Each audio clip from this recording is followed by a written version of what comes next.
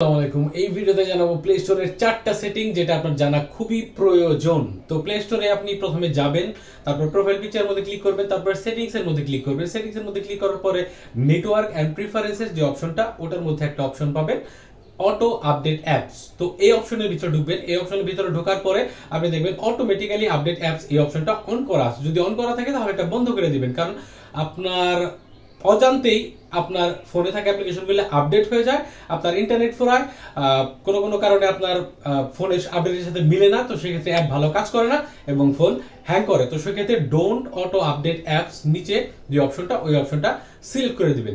Number 2 যে সেটিংটা সেটা আপনি করবেন হচ্ছে আবার প্লে স্টোরে যাবেন। প্লে স্টোরে যাওয়ার পরে প্রোফাইল পিকচারের মধ্যে ক্লিক করবেন। এখানে দেখতে পারবেন একটা অপশন প্লে প্রোটেক্ট। তো প্লে প্রোটেক্ট অপশনের মধ্যে ক্লিক করবেন। এই অপশনটা যদি আপনার অফ থাকে এখানে লাল কালার, তো সেই অপশনটা আপনি অন করে দিবেন। প্লে প্রোটেক্ট হচ্ছে আপনার মোবাইলে যতগুলো অ্যাপ্লিকেশন আছে সবগুলো স্ক্যান করে, যদি কোনো ক্ষতিকর অ্যাপ্লিকেশন থাকে মানে অ্যাপ থাকে যেগুলোর মধ্যে ভাইরাস আছে বা হ্যাকিং জাতীয় ম্যাটেরিয়াল থাকতে পারে, তো সেগুলো সে স্ক্যান করে জানাই দিবে, আপনি সেগুলা আনইনস্টল করে নিতে পারেন। নাম্বার 3 যে সেটিংটা আপনি করবেন সেটা হচ্ছে প্লে স্টোরে যাবেন। প্লে স্টোরে যাওয়ার পরে আপনি ক্লিক করবেন হচ্ছে প্রোফাইল পিকচারের মধ্যে, তারপরে ম্যানেজ অ্যাপস, ঠিক আছে। তারপরে ম্যানেজের মধ্যে ক্লিক করার পরে দিস ডিভাইসের এখানে ছোট্ট একটা অ্যারো আছে, এটার মধ্যে ক্লিক করলে নট ইনস্টলড এর মধ্যে ক্লিক করবেন। দেখবেন যে এই যাবতকালে আপনার ফোনের জীবনকালে যতগুলো অ্যাপ্লিকেশন আপনি ইনস্টল করছেন সবগুলা এখানে মানে শর্টকাট রয়ে গেছে, যেগুলো একটা আবর্জনা আপনার মোবাইলের জন্য।